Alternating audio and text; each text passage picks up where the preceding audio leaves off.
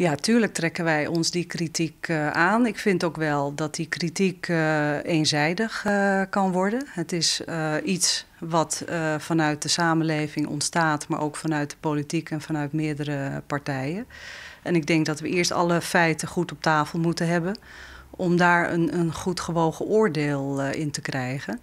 En als merkt dat daar voorliggende instellingen of wij als bureau jeugdzorg daarin tekort zijn geschoten, dan moeten we ons dat zeker ter harte nemen en daar lering uit trekken.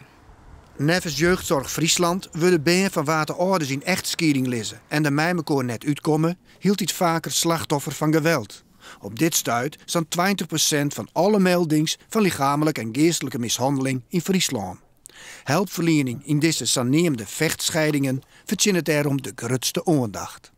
Vorig jaar hebben we al, kijkend naar vechtscheidingen, onze manier van werken daar nog meer op aangepast, waardoor je nog duidelijker de situatie in kaart kan brengen en daar nog effectiever je hulp op kan inzetten. Want daar gaat het uiteindelijk om, dat je natuurlijk wilt dat het gezin goed geholpen wordt.